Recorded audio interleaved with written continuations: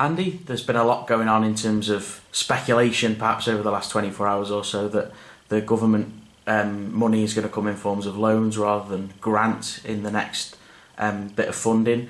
What's the situation at the moment? Yeah, you're right. A lot of what we seem to get from communication nowadays seems to be via Twitter and emails and rumours rather than any official announcements. So as we sit here today, what we know for definite is there's a meeting being held tomorrow that the National League clubs, including ourselves, have been invited to attend.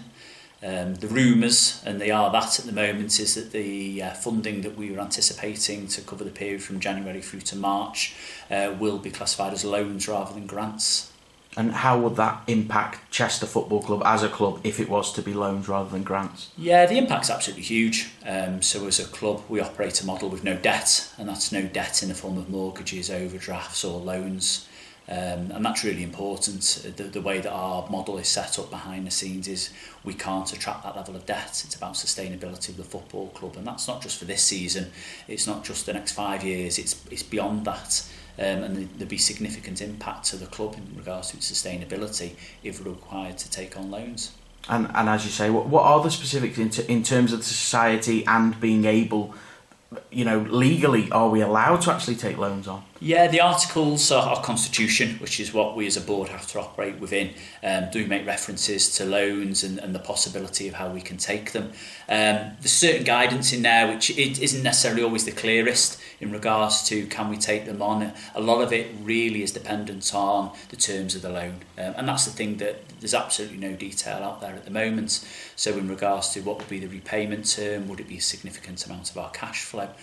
The other side of it is, how do we take on a loan? What's it secured against? What's the interest rates? If we fail to pay the loan, is it my house they come and take? Is it the stadium? Whose is it? The way that the CFU model works, are all the supporters individually then liable for repayments of the loan if it's not repaid? I think there's just so many variables and unknown at the moment. It's really hard to make any decision either way in terms of how we progress. But what we have got as a commitment from the board is that we won't put in place the jeopardy, either short-term or long-term, of the club. Look, the uncertainty was clear at the start of the season. The evidence is there, September, October. Clubs at our level at the National League talking about this elite status and having funding secured and grants secured.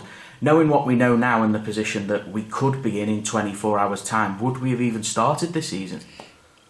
That's a real good question again. Where we are, we were told we were elite, and we behaved as if we were elite throughout all of this.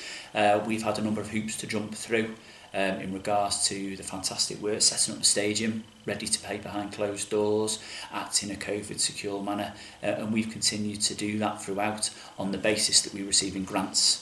That was the conversation we had. That was the initial funding that we received from the National Lottery. And we believe that was quite clear, not as just ourselves as Chester, but actually clubs at our level made the decision to start on the basis of grants. Now, if them goalposts change, ourselves and every other team in this league then need to make a decision, do we wish to continue, either with no financial support or support in the terms of loans. Every club will then need to make their own decision based on their own security and the longevity. I feel, and it's my personal view, that a number of clubs will choose not to conclude the season based on that. That then brings a bigger question around sporting integrity. So what happens if certain clubs say, well, actually, we'll conclude the season, but we're going to play our under-18s because that's all we can afford to pay? What happens then if you've got to play that team twice, or you've already played them and lost twice already this season? If we haven't got sporting integrity, what's the point in concluding the season? And I feel if we bring in loans at this level of football, sport integrity is going to be lost. But not only is that going to be lost, it's potentially we're going to lose clubs.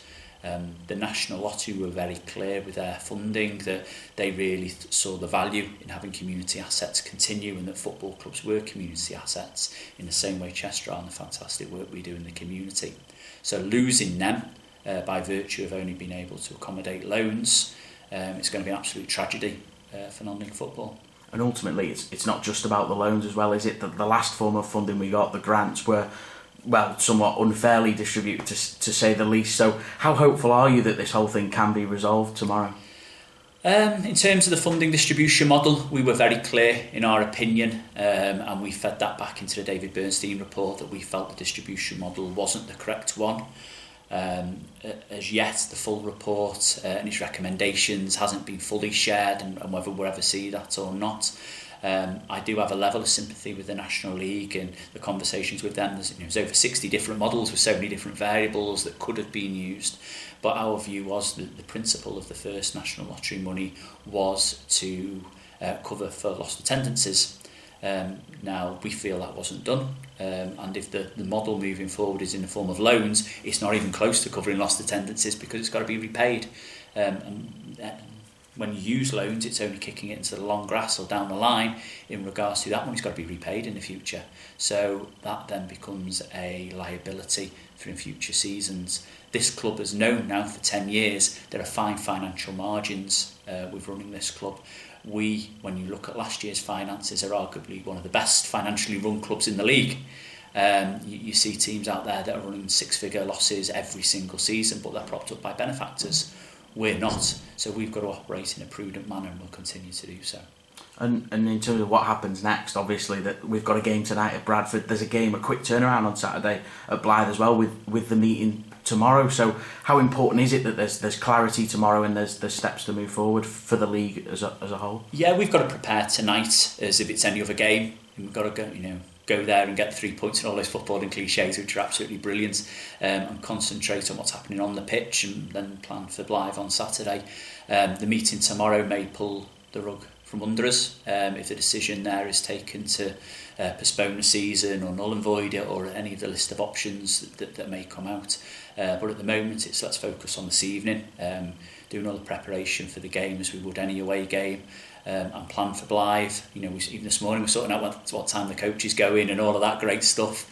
But it does all depend on the funding. This club isn't sustainable and can't function alongside most of the rest of non-league without any sort of financial grant support.